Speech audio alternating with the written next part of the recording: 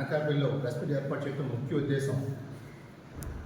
ఇవాళ ఎలాగుందంటే జగన్మోహన్ రెడ్డి గారు పుచ్చకాయలం అంటే భుజాలు తడుపుకునే విధంగా రెడ్ బుక్ అని చెప్పి పదే మాట్లాడుతున్నారు. ఇవాళ రెడ్ బుక్ అనేది ఎవరైతే తప్పులు చేశారో, ఎవరైతే ప్రజల హక్కులు కాలు రాశారో అలాంటి వాళ్ళ పేరు రెడ్ బుక్లో ఎక్కించారు. నాడు చెప్పారు, నేడు లోకేష్ గారు అంటున్నారు తప్ప అలాంటి వాళ్ళు శిక్షిస్తా అని చెప్పి అంటున్నారు తప్ప ఇదేమీ రాజ్యారెడ్డి రాజ్యాంగంగా మనం చేస్తున్నారు. ఇవాళ జగన్మోహన్ రెడ్డి గారు ముఖ్యమంత్రి ఉన్న టైంలో ప్రజల్ని అన్ని జిల్లాల్లోని ప్రజల్ని పీడించారు. ఎవరైనా వాట్సాప్లో పోస్ట్ ఫార్వర్డ్ చేస్తేనే అరెస్ట్ చేశారు. మరి ఈవేళ అన్నీ మర్చిపోయినట్టు ఏదో ఢిల్లీలో వెళ్ళి రాష్ట్రంలో అరాచకాలు జరిగిపోతున్నాయి, చాలా విధ్వంసం జరిగిపోతుందని చెప్పి ఒక ఫోటో ఎగ్జిబిషన్ పేరుతో హై డ్రామా అనేది మనం చేస్తున్నారు. పోనీ ఆ ఎగ్జిబిషన్కి ప్రధాన పక్ష పార్టీ కేంద్రంలో కాంగ్రెస్ పార్టీ వచ్చిందో అడిగితే దానికి ఏదో చంద్రబాబు నాయుడుతో కుమ్మక్కారని చెప్పి తప్పుడు మాట్లాడుతున్నారు. ఒకటే ప్రశ్నిస్తున్నాం, ఎవరైతే అక్కడికి వచ్చారో సమాజ్వాదీ పార్టీ కానీ, తృణమూల్ పార్టీ కానీ, ఇతర కేరళ పార్టీ కానీ, వాళ్ళు ఎవరికి ఈ రాష్ట్రంతో ఎటువంటి సంబంధం లేదు. ఈ రాష్ట్రంలో ఉన్న ప్రధాన పార్టీలు సిపిఐ, సిపిఎం, కాంగ్రెస్, బీజేపీ ఇవే ప్రధాన పార్టీలు ఈ రాష్ట్రంలో ఉన్నాయి. మరి ఇట్లాంటి పార్టీలు రాకుండా ఎవరో పార్టీలు తీసుకొచ్చి అది కూడా బ్రతిమాలు కూడా తెచ్చుకున్నారు తప్ప వాళ్ళు ఏమీ ఇష్టపూర్వకంగా రాలే. ఏదో పార్లమెంట్లో జరుగుతున్నాయి కదా, మన ఎంపీలు తీసుకొచ్చేస్తారు అని ఒక భ్రమతో కలకని వెళ్ళారు, కానీ అట్టర్ ఫ్లాప్ అయ్యారు. తర్వాత ఏమన్నారు, రాష్ట్రపతి, ప్రధానమంత్రి గారు, హోంమంత్రితో అపాయింట్మెంట్ తీసుకుంటారు. మరి ఎందుకు తీసుకోలేదు, ఎందుకు కనలోపని అడుగుతున్నారు. అంటే కేవలం అసెంబ్లీ సమావేశాలు మానేయాలి, వెళ్ళకూడదు అనే ఒక సంకల్పంతో ఈ డ్రామా ఆడే తప్ప కూడా కాదు. మరి ఈవేళ చంద్రబాబు నాయుడు శ్వేతపత్రాలు విడుదల చేశారు. దానిపైన సమాధానం చెప్పండి. ఎక్కడో ప్రెస్ మీట్ పెట్టి సమాధానం చెప్పడం ఏంటి? నేను ప్రజలు వెనుక్కొని అసెంబ్లీకి పంపించాను. అసెంబ్లీ సాక్షిగా చెప్పాలి అది ఏదైనా, అంతేగాని ఎక్కడో నేను కూర్చొని మాట్లాడతానంటే చరిత్ర జగన్మోహన్ రెడ్డి. ఎందుకంటే మీ పరిపాలనలో చాలా అక్రమం జరిగినాయి. చాలా ఎన్నో జగన్ చేసిన పాలన అక్రమం ఏంటంటే పింఛన్, వృద్ధాప్య వికలాంగుల పింఛన్ అవి నాడు వైసీపీ నాయకులు కుమ్మక్కాయ, సచివాలయ సిబ్బంది వాటితో మొత్తం కుమ్మక్కాయ డాక్టర్ చేత దొంగ సర్టిఫికేట్ ఇప్పించారు. చెవుడి, మోగ వికలాంగులు లేకపోయినా సరే సర్టిఫికెట్ లంచం తీసుకొని 20,000 లంచం తీసుకొని రాష్ట్రంలో అన్ని జిల్లాలోనే ఈ స్కామ్ జరిగింది. నాడు 3,000 రూపాయలు ఉండేది, ఇప్పుడు ఈ ప్రభుత్వం 3,000 రూపాయలు కాస్త 6,000 రూపాయలు చేసింది. దీన్ని చంద్రబాబు నాయుడు గారు మన జూలై 1ని పెన్షన్లు అన్నీ ఇచ్చేశారు. నేను కోరేది ఒకటే, రేపు ఏదైతే ఆగస్టు 1 ఉందో వికలాంగుల పెన్షన్ ఏదైతే ఉందో అది ఆపమని చెప్పి ప్రభుత్వాన్ని కోరుతాను. దీనిపైన పూర్తిగా దర్యాప్తు చేయమని కోరుతున్నాను.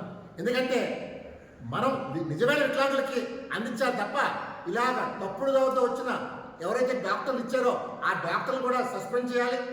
ఎవరైతే లబ్ధి పొందారో వైసీపీ కార్యకర్తలు వీళ్ళు కూడా అరెస్ట్ చేయాలి. ఎందుకంటే ఇది ప్రభుత్వం వాళ్ళకి ఏదో సాయం చేయాలని ఒక సంకల్పంతో చేసే కార్యక్రమాన్ని వీళ్ళు కూడా వైసీపీ ప్రభుత్వంలో దుర్వినియోగం చేశారు.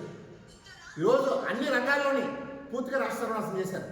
ఈ రాష్ట్రాన్ని ఏ రంగం కూడా బాగోలేదు. మనం ఇటువంటి చూసాం గవర్నర్ గారి ప్రసంగంలో ఆంధ్రప్రదేశ్ 2014 నుంచి 19 వరకు బ్రహ్మాండంగా అభివృద్ధి చెందింది.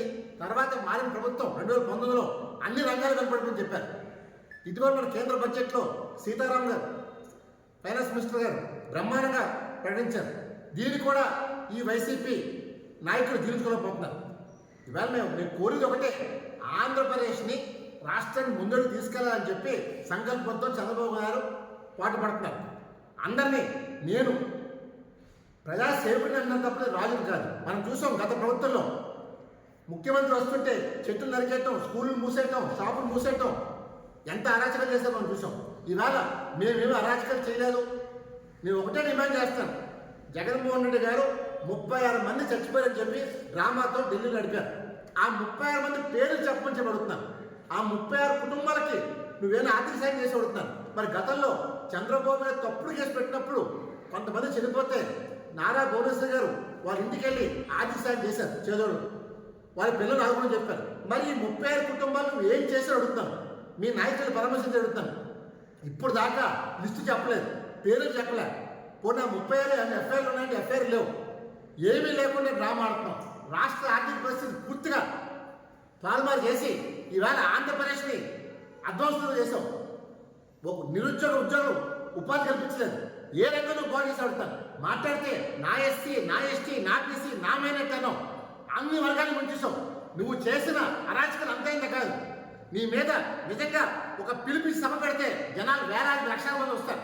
నువ్వు చేసిన అరాచకాలు ఇప్పటికైనా సరే నీకు నిజంగా దమ్ముంటే రెడ్ బుక్ కాదు, రెడ్ బుక్లో తప్పులు చేసిన నా కొడుకు ఎవరైనా సరే జైలుకి పోతాడు. అది నువ్వైనా పోతావు. ఎందుకంటే మేము ఒకటే కోరుతాం, జగన్మోహన్ రెడ్డి నువ్వు నిజంగా మగాడు అయితే రేపు సోమవారం అసెంబ్లీకి రా, అసెంబ్లీ మాట్లాడు. చేతకాని కొద్దాకంగా బయటపడటం కాదు. ఇవాళ A1 A2 చూసాం, A2 రాష్ట్రంలో చూసాం. తన భర్త ఏదో శాంతి నా భర్తకి అన్యాయం చేసిందని చెప్పి ఢిల్లీ నువ్వు ఎక్కడే చేసావు అక్కడే పర్వాడు చేశాడు. ఇవాళ ఆంధ్రప్రదేశ్ రాష్ట్ర పరువు ఈ A1 A2 బజార్కి ఇచ్చేశారు. అంత నేను ఒకటే కోరుతున్నాను, ఈ 36 మంది పేర్లు జగన్మోహన్ రెడ్డి కానీ సోమవారం లోపల చెప్పకపోతే రాష్ట్ర ప్రభుత్వం ఇమ్మీడియట్గా కేసు కట్టి జగన్ అరెస్ట్ డిమాండ్ చేస్తాను. ఎందుకంటే ఈ వల్ల పెట్టుబడిదారులు రావడం భయపడి చేస్తారు. ఇదే సిచ్యువేషన్లో ఉంటే ఆంధ్రప్రదేశ్ ఎవరు వస్తారు అడుగుతాను. అతను నేను కోరిక ఒకటే, ముఖ్యమంత్రి కానీ జగన్మోహన్ రెడ్డి కానీ 36 పేర్లు కానీ చెప్పని పక్షంలో సోమవారం నాడు ఆయన మీద కేసు పెట్టి అరెస్ట్ చేయడం కోరుతున్నాను. జై హింద్.